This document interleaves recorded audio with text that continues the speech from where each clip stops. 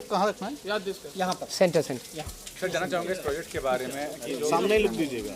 चलिए रेडी। जो प्रोजेक्ट का थीम है और जो डायरेक्टर सर हैं प्रोड्यूसर हैं उनके बारे में बताइए, क्या कहना चाहेंगे, कैसा सेट का? अब मुझे पूछ रहे जी, हैं? आप। ठीक है, सबसे पहले थैंक यू आप लोग सब आए यहाँ पर।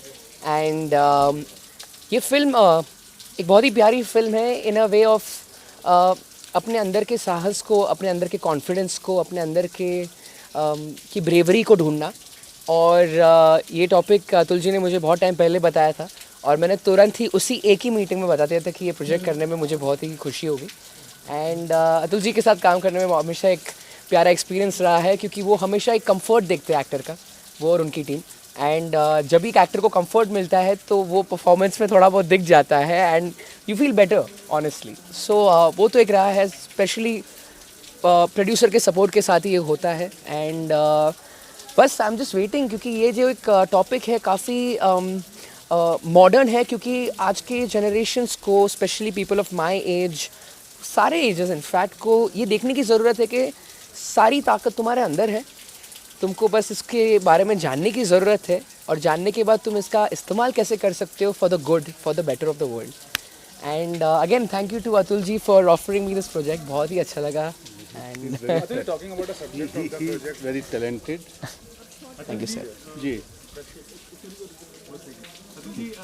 कश्मीर में वैसे भी बहुत सारी फिल्में आई है, कश्मीर फाइल्स की बात हो, जब भी ऐसी बातें होती है तो हमें जहन में तुरंत आता है आतंकवादी माहौल होगा, लड़ाइयाँ दिखेंगी, फौजी। तो आपकी फिल्म में क्या अलग है? आपकी फिल्म क्या अलग कहानी दिखाएगी? हमारी फिल्म जो है ये 1947 में जो कुछ हुआ वो आज तक किसी फिल्म में नहीं आया। किस तरीके से एक्सेशन हुआ कश्मीर का, तो वो आपको इस फिल्म में देखने को मिलेगा। ज़्यादातर एक तरीके से अगर आप देखेंगे तो आतंकवादी के कॉन्सेप्ट्स है, एक्शन है, बहुत कुछ आपको देखने मिलेगा इन अ वे जो कि स्टोरी को आगे लेकर जाता है।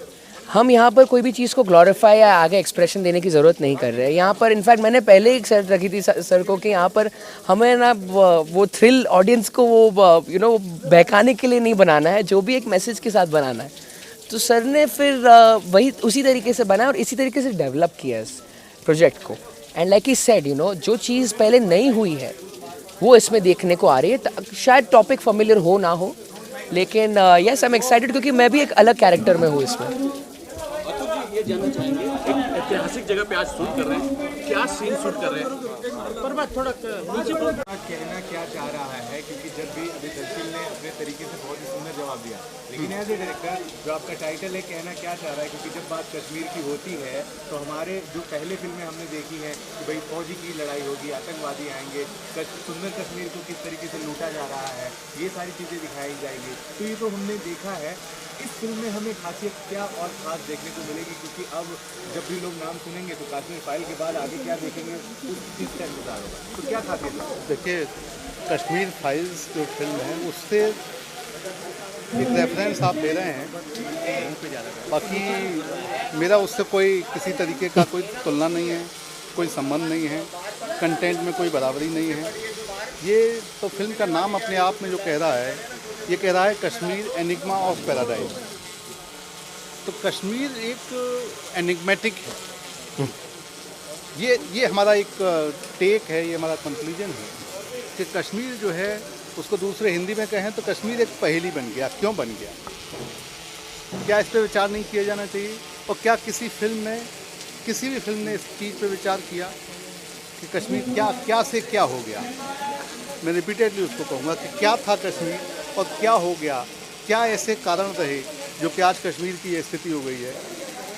तो इन सब चीज़ों को समेटते हुए कहानी को बुना गया है और एक नया प्रयोग इसमें किया जा रहा है। मैं आपको बताऊं कि रियलिटी को, जो इतिहास है उसको फिक्शन के साथ मिक्स किया गया है। ऐसा प्रयोग किसी फिल्म में नहीं हुआ है, ये हम एक नया प्रयोग इसमें करने की कोशिश कर रहे हैं। तो आपका सवाल वो मुझे समझ में नहीं आया जो आपने कहा कश्मीर को लूटा जा रहा है, उसके बारे में तो मैं कुछ नहीं कहूँगा, लेकिन हम इसका जो एनिग्मेटिक अप्रोच, एनिग्मा जो हो गया है। और दूसरा एक और बात मैं कहूँगा, हमें बहुत ये समझने की ज़रूरत है कश्मीर के बारे में कि कि कश्मीर को स्वर्ग कहा जाता है, तो क्या स्वर्ग की यही नियति होती है कि सब लोग उस पर आक्रमण करना चाहते हैं? इंद्र भी आक्रमण करना चाहते हैं, दूसरे लोग भी आक्रमण करना चाहते हैं, उसके ऊपर अपना कब्जा करना चाहते हैं। कहीं यही तो एक वजह नहीं रही कश्मीर की आज जो स्थिति हो रही है, तो वो क्या कारण रहे हैं? हम उसके डीप में जाके वो सारे की पड़ताल करना चाहते हैं इस फिल्म के माध्यम से, और उसको समझना भी चाहते हैं कि क्या है।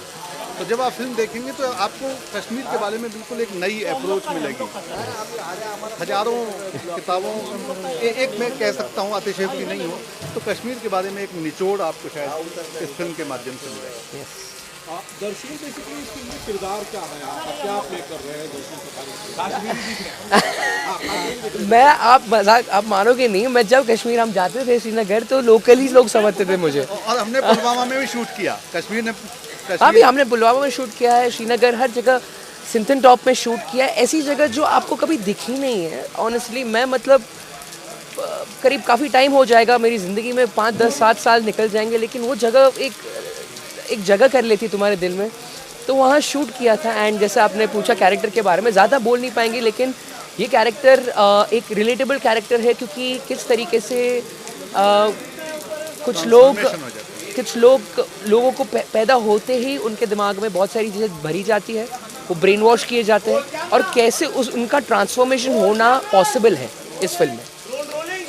एक कहानी में, एक ज़िंदगी में रादर, और इस फिल्म में वो दिखाया जाता है। उसी को दिखाने के लिए मैं खुद बहुत उत्सुक हूँ, क्योंकि मेरी लाइफ में बहुत सारे ऐसे ट्रांसफॉर्मेशन आए हुए हैं, एंड मैं चाहूँगा कि मैं लोगों को इंस्पायर कर पाऊँ कि आपके अंदर भी वो ट्रांसफॉर्म होने की ताकत है, बस आपको ढूंढने की ज़रूरत है। अतुल सर, एक ही सवाल है कि आपको नहीं लगता कि कश्मीर में हालात कल से ज़्यादा बेहतर आज है, क्योंकि इस तरह के हालात थे, कश्मीरी हिंदुओं का पलायन हो या फिर आर्टिकल 370 का एबॉलिशमेंट हो, आपको लगता नहीं कि फिलहाल हालात सुधर रहे हैं या मौजूदा सरकार जो है वो अच्छा काम कर रही है? सरकार तो अच्छा काम करती है, सारी सरकार अच्छा काम करती है, तो उसमें मुझे कुछ खास नहीं कहना है। तो काम डेवलपमेंट के काम हैं, पहले भी हुए हैं, अभी भी हो रहे होंगे, और मैं डेवलपमेंट पे नहीं जाना चाहता। मेरा जो है वहाँ की संस्कृति से, वहाँ के लोगों की जहनीत से संबंध है, क्योंकि सिनेमा जो है वो सरकारों के कामकाज का लेखा जोखा नहीं है।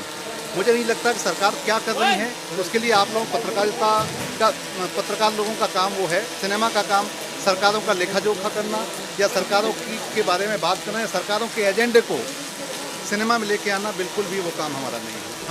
हम उसमें नहीं करते। हम तो संस्कृति में काम करने वाले लोग हैं, कला के लोग हैं, हम उस दृष्टि से सारी चीज़ों को देखना चाहते हैं, और हमारा जो अप्रोच है वो बहुत डीप है। सरकारों का जो अप्रोच होता है वो बहुत समय सापेक्ष होता है, बहुत शॉर्ट टर्म होता है। ये जानना चाहूँगा, बहुत ऐतिहासिक जगह पे शूट हो रहा है, आज क्या सीन शूट हो रहा है, क्या बताएंगे इस बारे में? सरप्राइज ही तो आप ऐसे ये आप जो है ये तो थोड़ा मुश्किल इंटेंस सीन है, मैं आपको शॉर्ट में बताता हूँ। ये बता दीजिए कि दर्शन के अलावा आपकी फिल्म में और कौन से कलाकार? इसमें बहुत सारे लोग हैं, पूरी लिस्ट आपको दी जाएगी। मैं तो कहूँगा कि बॉलीवुड के कम से कम 30 ऐसे बहुत सेलिब्रिटी लोग इसमें काम कर रहे हैं, पूरी लिस्ट आपको मिल जाएगी। अभी हम लोग यहाँ दर्शील सफारी हैं, राम गोपाल बजाज हैं, विनीत शर्मा हैं, इनका एक सीक्वेंस है वो हम शूट कर रहे हैं। आपने कुछ देर पहले कहा कि बहुत सारी ऐसी रियलिटी है जो आपने फील करी है और अब लोगों को अपने किरदार के जरिए बताएंगे, तो एक आध चीज़ कश्मीर का नाम आते ही तो सबसे पहले आपके ध्यान में आता हो? नेचर, और कुछ नहीं, मैं मजाक नहीं कर रहा। मैं पिछले महीने गया था वहाँ पर, डल लेक में हमारा शूटिंग था, मैं कोई और फिल्म कर रहा था, और वहाँ पर शिकारा में बैठे थे हम, और मेरी, अब पता है वो सीटिंग पे बैठना होता है, मैं नाव के एंड पर जाकर बैठ गया था, और मैंने बस अपनी आंखें बंद की, क्योंकि वहाँ पर ऐसा एक्सपीरियंस, पता नहीं, ऐसा लगता ही नहीं है कि तुम इंडिया में हो या तुम कहाँ पे हो। तुम, जैसे सर ने कहा, स्वर्ग है। कहीं ना कहीं मुझे ऐसा लगता है कि स्वर्ग से सबसे करीब अगर आपको एक्सपीरियंस करना हो तो आप कश्मीर जा सकते हैं, क्योंकि यहाँ पर मैंने वो जो एक्सपीरियंस किया है वहाँ पर, वो मेरे लिए हमेशा एक प्यार, देखो स्माइल ही नहीं जा रही मेरे मुँह से, क्योंकि मैं सोचता हूँ उस जगह के बारे में। एंड देखते हैं अभी, और फ्यूचर में ये मेरी दूसरी फिल्म है वहाँ पर, सो या hoping for the best. Thank you. और ये कैरेक्टर प्ले कर रहा हूँ इस फिल्म में। कश्मीर बैकग्राउंड है फिल्म का, तो जैसा कि आप लोगों ने हमेशा मुझे देखा है वर्दी में, 90% कॉल मुझे वर्दी के ही आते हैं, चाहे वो आर्मी हो, पुलिस हो, नेवी हो, कस्टम हो। तो मुझे भी मज़ा आता है करने में।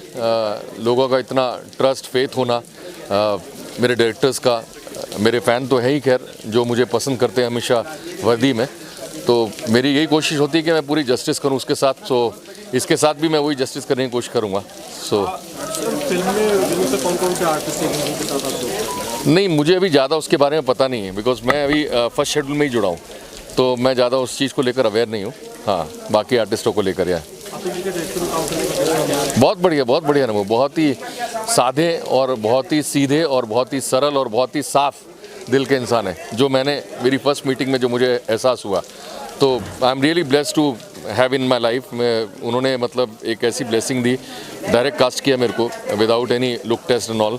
तो मैं ये ब्लेसिंग ही कहूँगा। या कहीं ना कहीं दर्शी भी एक बहुत अच्छे एक्टर हैं और इस समय आपकी फिल्म में भी है। आमिर खान ने उन पर ट्रस्ट किया था, उनकी एक्टिंग को लेकर और आपकी केमिस्ट्री को लेकर आपके साथ उनकी केमिस्ट्री। मेरी केमिस्ट्री अभी हुई नहीं उनके साथ, लेकिन दर्शिल का मैंने काम पहले भी देखा है। He is a wonderful actor, बहुत ही नेचुरल एक्टर है, जो कि एक होना चाहिए।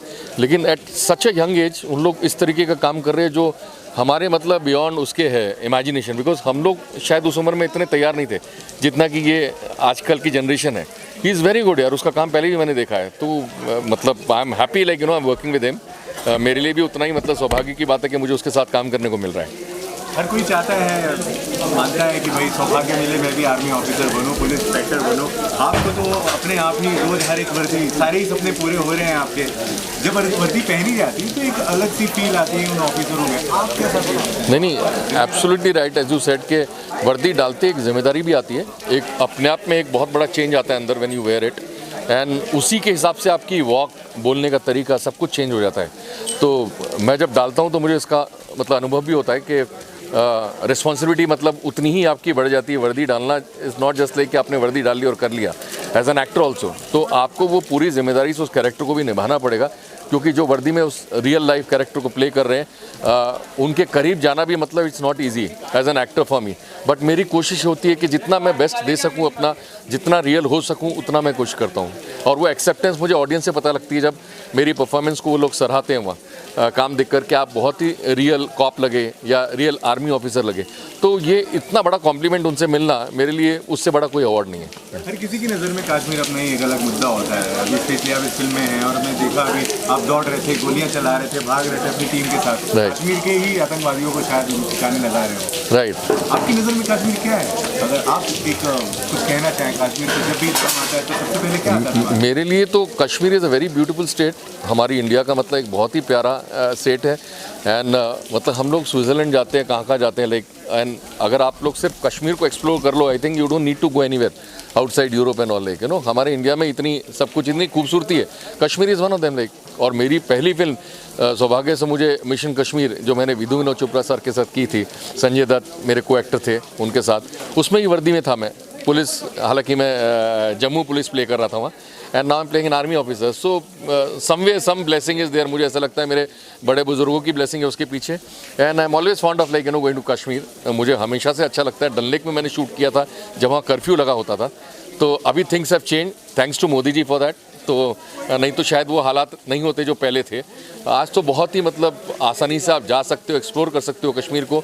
सो इतने बड़ा, इससे बड़ा ब्लेसिंग हो नहीं सकता हम लोगों के लिए शायद, as an audience. Like you know, हम लोग जाते हैं कि भाई हमें एक्सप्लोर करना है प्लेसेस। हम डरते थे पहले जाने को, वहाँ इतना कर्फ्यू होता था, बट अब वैसी स्थिति रही नहीं।